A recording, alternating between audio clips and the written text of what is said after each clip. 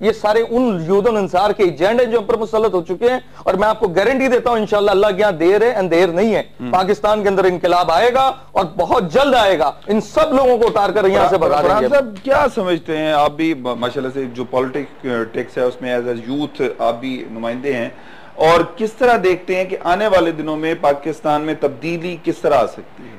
अच्छा, मैं आपको एक बात बताऊं, पहले तो दोनों भाइयों ने बजट की बात की, तो एजुकेशन सिस्टम को बेहतर बनाने के लिए बजट नहीं चाहिए। मैं आपको पॉलिसी देता हूं, मैं आपको पॉलिसी, उस बजट को पहले आप सही तरह इंप्लीमेंट करवा लें, बजट की जरूरत ही नहीं है ना आपको। आप जो फंड्स ले रहे हैं आज मिनिस्ट्री से जो देती है, एजुकेशन मिनिस्ट्री जो ले रही है, मैं आपको ऐसी पॉलिसी देता हूं, ऐसी पॉलिसी मैं आपको देता हूं जिसमें 1 रुपया मिनिस्ट्री का नहीं होगा खर्च, और आपका एक बच्चा एजुकेशन लेगा, एक बच्चा।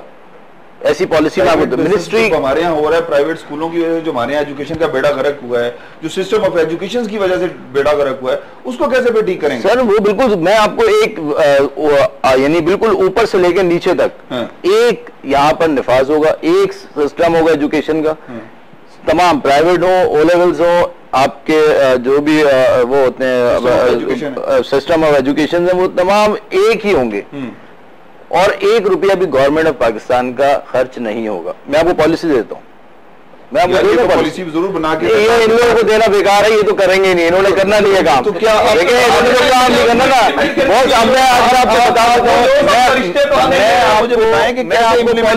हूँ, मैं अगर आपको पॉलिसी देता हूँ तो ये मैं आपको बताता हूँ, चलें, लेकिन क्या ये कर सकते हैं? इनसे आप एक्सपेक्टेशन रखते हैं कि ये करेंगे आगे? मैंने आपसे बोला ना कि ये देखें, समर मुबारक मन साहब, डॉक्टर कदीर, मैं डॉक्टर कदीर खान साहब को मेल भेजी थी पूरी ये बना के, उन्होंने बड़ी अप्रिशिएट किया था कि अगर हम कभी उस जगह पे पहुंचे तो हम बिल्कुल इस पे काम करेंगे।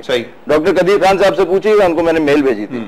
तो ये पॉलिसीज वो लोग कर सकते हैं जो लोग सिंसियर हों, ये सिंसियर नहीं है। और एटम बम आप क्या बात करते हैं भाई, ये 88 के अंदर गवर्नमेंट बीबी की किस वजह से गई थी?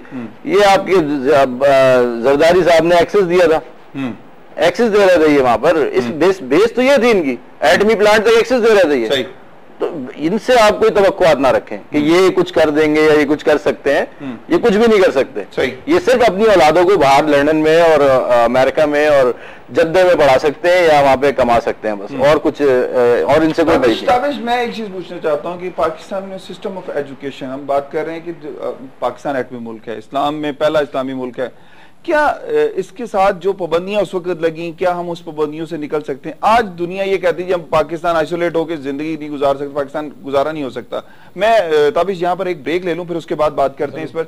नाज़रीन, ताबिश कयूम साहब हमारे साथ मौजूद हैं, माही उस्मान मौजूद हैं, सैयद फरहान अली मौजूद हैं, और ब्रेक के बाद हमें ज्वाइन करेंगे डॉक्टर अब्दुल कदीर खान, फखरे पाकिस्तान जो हैं, और हमारे एटमी प्रोग्राम के खालिक भी, वो हमसे बात करेंगे। हम उनसे कोशिश करेंगे कि राब्ता हो जाए और फिर उनसे बात करें, और एटमी प्रोग्राम के हवाले से जो मसाइल और मुश्किलात का उनको सामना रहा उस पर बात करेंगे। जवाब हम लेंगे मियां तारिक के साथ। नाज़रीन किराम, आज पाकिस्तान आज ही के दिन एटमी कुव्वत बना था, और इस एटमी कुव्वत बनने के, इस एटम बम, पाकिस्तान के एटम बम के जो खालिक हैं डॉक्टर अब्दुल कदीर खान साहब, उन्होंने हमें ज्वाइन कर लिया है। अस्सलाम वालेकुम डॉक्टर साहब। डॉक्टर साहब कैसे हैं आप? खैरियत से हैं? अल्लाह का करम, ऊपर अल्लाह, नीचे आप लोगों की दुआएं। बस डॉक्टर साहब, पूरी पाकिस्तानी कौम आपके लिए हर वक्त दुआ गो रहती है, क्योंकि आप पाकिस्तान के लिए बिलाशुबा काबिल फख्र हैं। आप पर पूरी कौम, बल्कि पूरी इस्लामी उम्मा जो है वो फख्र कर सकती है। डॉक्टर साहब, ये बताइएगा कि एटम बम बनाने में जो इन मुश्किलात मसाइल का जिक्र अक्सर आप हर प्रोग्राम में हर जगह करते हैं, लेकिन कोई ऐसा मसला है जिसकी वजह से शायद कभी आपको रोकना पड़ा हो? ये एटम बम का जो प्रोग्राम था, रोकने की कभी नौबत आई? कोई इस तरह का कोई मसला हुआ? नहीं, कोई अलग फिक्र कोई ऐसा नहीं। देखिए, मैंने प्लानिंग बहुत अच्छी की थी। जी। मैं इतने अर्से यूरोप में रहा था, इस प्रोग्राम से मैं टेक्नोलॉजी से अच्छी तरह वाकिफ था, और मैंने बहुत अच्छे तरीका से मेजर हुए थे जो कि किसी दूसरे के लिए तकरीबन नामुमकिन था। जी। जो कोई अगर और पाकिस्तान में चार्ज देता तो उसको इसका इल्म भी ना होता, ना वो कर सकता था। जी। तो मैंने बहुत अच्छा इंतजाम किया था, और वो कितनी भी कोशिशें करते वो हमें प्रोग्राम को नहीं रोक सकते। उन्होंने रोकने की कोशिशें भी की, लेकिन कहीं भी कामयाब नहीं हुए। हमारा प्रोग्राम उनकी कोशिशों के के बावजूद एक दिन भी कभी किसी ताकीद का शिकार नहीं हुआ। डॉक्टर साहब ये बताइएगा कि अमेरिका और दीगर यूरोपीय ममालिक की जानिब से पाकिस्तान के एटमी प्रोग्राम के हवाले से बड़े तहफ़्फ़ुज़ात भी रहे और पाकिस्तान का एटमी प्रोग्राम रोकने की भी उन्होंने बड़ी कोशिशें की। पाकिस्तान के जो एटमी टेक्नोलॉजी की जो फैक्ट्री जहां हमारा प्लांट था वहां पे भी कोशिश की गई कि उसको भी तबाह करने की। क्या कभी कभी कोई खतरा महसूस हुआ आपको, कभी कोई खौफ महसूस हुआ? नहीं, ऐसा कोई भी नहीं हुआ, अल्लाह का शुक्र है। एहतियाती इक़दाम किए गए थे बहुत अच्छे और हमें कभी भी ये खतरा नहीं हुआ। हमने देखिए बहुत ही अच्छे हिफाजती इक़दाम किए थे। हमने अंडरग्राउंड चीजें बना ली थी, हमने मुख्तलिफ जगहों पे सामान रखा था, तो इसके अंदर कभी भी खतरा नहीं हुआ। देखिए बड़ा फायदा ये था कि मैं 15 बरस यूरोप में रहा था, कई ममालिक में रहा था, उनकी तमाम चीजों से वाकिफ था, उनकी नफ्सियात से वाकिफ था, उनके तरीक़ेकार से वाकिफ था, तो मैं हमेशा उनसे एक कदम आगे ही रहता था। सही। डॉक्टर साहब ये बताइएगा कि 28 मई का जो दिन था उस दिन आपके क्या महसूसात थे, क्या फील करते थे कि जब आपने एटमी धमाके किए, पूरी कौम जो सरबजूद थी अल्लाह का शुक्र अदा कर रही थी कि आपने पाकिस्तान को एटमी कुव्वत बना दिया, उस दिन क्या फीलिंग्स थी उस दिन आपकी? देखिए उधर से कोई सुकून मिला था कि जिस चीज के लिए हमने तक काम किया हो गया, लेकिन हकीकत ये है कि हमने ये सलाहियत 1983 में हासिल कर ली थी और 1984 में मैंने रिकॉर्ड पर मौजूद है जनरल जिया को खत लिख कर दे दिया था कि आप हमें हुकूमत से हम 1 हफ्ते के नोटिस पर कर सकते हैं। सही। अफगानिस्तान करी थी, जनरल जिया ने डिस्कशन किए गुलाम शाह साहब से, साहब याकूब से, और हम लोगों से फिर ये कहा कि क्योंकि अफगान जंग जारी है, इसका कोई खत्म उठाएंगे तो मुमकिन है एड वगैरह बंद हो जाए, उस पर असर पड़े, तो बस ये पे किया गया कि इस वक्त ना करें।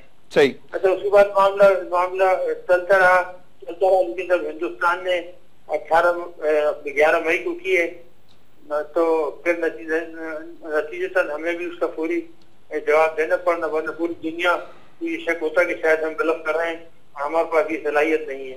डॉक्टर साहब ठीक है, पाकिस्तान ने एटमी धमाका कर लिया, पाकिस्तान एटमी कुव्वत बन गया। इस वक्त जो बहरान चल रहे हैं, जिस तरह हमने वॉर एंड टेरर में अमेरिका का साथ दिया, आजकल जो सलाला चेक पोस्ट के बाद पाकिस्तान ने नेटो की सप्लाई बंद की, क्या समझते हैं कि अगर पाकिस्तान सप्लाई ना खोले तो अमेरिका की जानिब से को पाकिस्तान को के लिए हिफाजत के हवाले से कोई खदशात हो सकते हैं? पाकिस्तान को कोई धमकियां जो मिल रही? कुछ भी नहीं हो सकते। आप बिल्ली से डरे तो बिल्ली आपको डरा देगी, और आप कुत्ते से डरे तो कुत्ता डरा देगा। ये तो आपकी अपने सवाब बीत पर है, आप आ रहे तो कोई भी आपके उंगली उठा नहीं दे सकता। सही। तो ये तो आप सबसे ज्यादा क्योंकि चोर लुचक के डाकू बुजुर्ग बैठे हुए हैं, तो वो हर बात से डरते हैं, हर काम से डरते हैं, और मुल्क की मफाद उनको नहीं है, मुल्क का वकार नहीं है। डॉक्टर साहब पाकिस्तान में इस वक्त जो हुक्मरान है, ये माजी में हुक्मरान जो रहे हैं, जिनकी वजह से पाकिस्तान का जो वकार है, पाकिस्तान की जो सलामती है, वो खतरे का शिकार रही है, क्या समझते हैं कि पाकिस्तान को कोई मुखलिस लीडर क्यों नहीं मिला? क्या पाकिस्तान इन बहरानों से किस तरह निकल सकता है? देखिए बहरानों से निकल सकता है, हमारे पास अल्लाह ताला ने बहुत वो दी है, क्या नाम नेमतें दी हैं, और खुद कफील है, खुराक खुद कफील है। चावल हम एक्सपोर्ट करते हैं, गंदम एक्सपोर्ट करते हैं, दूध वगैरह बनाने में हम दुनिया के जो 5 मुल्क हैं, काटन है हमारे पास, लेदर है, और क्या नाम है सी फूड वगैरह है, ये वो सब चीजें। तो वो पानी की इखराज जितना पानी गिरता है, हम बिलियन ऑफ समंदर में फेंक देते हैं, और लेकिन वो जो है रूलर है वो के नाहल है और खुदगर्ज हैं और चोर है और डाकू और लुटेरे हैं, उन्होंने मुल्क को तबाह कर दिया। इस मुल्क पर अल्लाह ताला ने बहुत नेमत दी है। अगर कुछ 2-4 अच्छे लीडर आ जाए, एक ही अच्छे लीडर आ जाए, तो 5 साल में इस मुल्क की हालत बदल जाए। डॉक्टर साहब हम एटमी कुव्वत है, लेकिन हमारे पास तवानाई का बहरान है, क्या वजह है? हमारे हुक्मरान तवानाई की बहरान की आड़ में क्या लूट मार कर रहे हैं, या इस मुल्क को तवानाई का बहरान देना ही चाहते हैं? नहीं, वो तो ये तो एक एजेंडे पे काम कर रहे हैं ना, इस मुल्क को तबाह करने के, तोड़ने के। जी।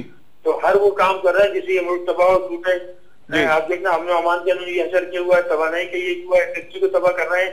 हमारे यहाँ सबसे मेहनती तबका जो है वो है इंडस्ट्रियलिस्ट, वो खून पसीना करके बिलियंस ऑफ डॉलर एक्सपोर्ट करता है और लेकर आता है यहाँ पे। हमारे पाकिस्तान जो एक्सपेक्ट वो जो है वो बेचारे निहायत मुल्क पे वतन है, वहां से 12-13 बिलियन डॉलर भेजते हैं। तो ये लोग जो उनको खा जाते हैं, कागज के नोट साहब को उनके घर वालों को देते हैं, बाकी डॉलर में खा जाते हैं बहानों से, कभी कभी रेंटल पावर होती है, कभी कुछ होती है, बस चोरी बेईमानी ये कूट के भरी, इनका पेट ही नहीं भर रहा है। इनका पेट तो उम्र अय्यार की गंभीर हो गई है कि जो चाहो उसके अंदर डालो गायब होते जाता है। डॉक्टर साहब, पाकिस्तान का मुस्तकबिल कैसे देखते हैं? अगर हालात नहीं बदले, अगर हुक्मरान नहीं बदले तो बहुत खतरनाक, बहुत खराब तारीख।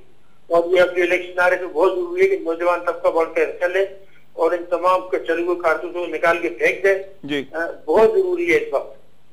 बहुत शुक्रिया डॉक्टर साहब, आपने हमें ज्वाइन किया। आज 28 मई के मौके पर कौम को कोई पैगाम देना चाहेंगे? तो मैं यही कहूंगा कि ना उम्मीद ना हो, उम्मीद रखें और इलेक्शन में चले और पूरम तरीके से तब्दीली लाए, नए लीडर लाए, नौजवान जीवन लाए और इन तमाम पुराने लोगों को उठा के बाहर फेंक दें और फिर देखिए आप इंशाल्लाह पाकिस्तान किसी तरफ ही करेगा। डॉक्टर साहब, हमारे एक मेहमान है, ये आपसे सवाल करना चाहते हैं, बात करना चाहते हैं जी, प्लीज सुनाइए। अस्सलाम वालेकुम डॉक्टर साहब। अस्सलाम वालेकुम डॉक्टर साहब। वालेकुम सर। सर मैं आपका बहुत बड़ा फैन हूं और आप पाकिस्तान के नहीं बल्कि पूरे इस्लामी ममालिक के हीरो हैं और मैं बहुत छोटा बंदा और आज मेरी ये सबसे बड़ी ख्वाहिश पूरी हुई कि मैं आपके साथ गुफ्तगू कर रहा हूं। मैं सर आपसे एक छोटा सा इसमें ये सवाल करना चाहता हूं, आपने बहुत कठिन मेहनत की और पाकिस्तान को एक ताकत बनाया दुनिया के अंदर, तो आप इन सारी स्टेज में जिसमें आपने सारी जिंदगी अपनी सर्व कर दी, उसमें आप क्रेडिट किसको देते हैं? इसका एटमी ताकत का क्रेडिट किसको देते हैं पाकिस्तान को एटमी ताकत बनाने पे? जिसने देखिए क्रेडिट तो बनाया ही हमने बनाया, लेकिन हमें सबसे ज्यादा सपोर्ट गुलाम साहब ने दी। और गुलाम साहब बहुत बड़े मुल्क में वतन थे और उन्होंने हमारा साथ दिया, हमें किसी की भी तकलीफ नहीं होने दी, हमें प्रोटेक्ट किया। तो मैं ये कहूंगा कि अगर इंडिविजुअल एक चुने, अगर आप 3 चुने तो भुट्टो साहब, जियाउल हक और गुलाम साहब, ये लीडरों में से ये थे जिन्होंने इस प्रोग्राम को तकमील तक पहुंचाने में बहुत मदद की। डॉक्टर साहब बहुत शुक्रिया, आपने हमें ज्वाइन किया, हम आपके बड़े मशकूर हैं। ये थे डॉक्टर अब्दुल कदीर खान साहब, फखरे पाकिस्तान, जिनकी वजह से पाकिस्तान आज एटमी कुव्वत है, जिनकी वजह से आज हम पूरी दुनिया में सर उठाकर जी सकते हैं। जी ताबिश क़य्यूम साहब, डॉक्टर साहब ने जो बातें की हैं उनको अगर मद्देनजर रखा जाए, आप क्या कहेंगे कि पाकिस्तान में का मुस्तकबिल किस तरह का होगा? तारिक, देखें, सबसे पहली बात यह है कि डॉक्टर साहब जैसे लोग, उनकी जैसी टीम, समर मुबारक साहब और दीगर जो लोग थे, इनकी सबसे बड़ी कामयाबी ये थी कि ये वो टीम थी जो डेडिकेटेड थी और इनको किसी ने टच नहीं किया। ये कोई पॉलिटिकल फिगर्स नहीं थे, ये साइंटिस्ट थे और ये एक परस्यू कर रहे थे विजन को, जैसे मैंने आपको शुरू में कहा जी। मसला ये है कि आप हिस्ट्री उठा के देख लें, हम एक्सपेक्ट कर ही नहीं सकते किसी भी पॉलिटिशियन से कि वो डिलीवर करेगा या वो कोई ऐसा लॉन्ग टर्म पाकिस्तानी कौम को विजन दे सकता है। सॉल्यूशंस का या आइडियाज का मसला नहीं है, ना रिसोर्सेज की कमी, किसी चीज की कमी नहीं है, सिर्फ मसला ये है कि इनकी डायरेक्शन ही चेंज है। ये देख ही नहीं रहे उन मसाइल की तरफ जिसकी जो रेलेवेंट है आवाम से, लोगों से, या उनके मुस्तकबिल से, या पाकिस्तान की फलाह बहबूद से। सही मसला यहाँ पर यह है कि अगर ये सिर्फ पाकिस्तान के अंदर एजुकेशन के अंदर जिन लोगों ने बहुत नाम कमाया और जो यानी डिजर्व करते हैं कि वो डिलीवर कर सकते हैं, जी जी, ठीक है, अगर उनको भी इसी तरह का एक विजन दे के पूरी कंसेंसस के साथ एक टीम बना के डेडिकेट करके उनको पूरा सिस्टम चेंज करने पे लगा दिया जाए, तो ये कोई ज्यादा लंबा काम नहीं है जो ना हो सके। इस पर कोई यानी कोई पॉलिटिकल मैन्यूवरिंग की चीज नहीं है जिसको हर हुकूमत आके चेंज करने शुरू हो जाए।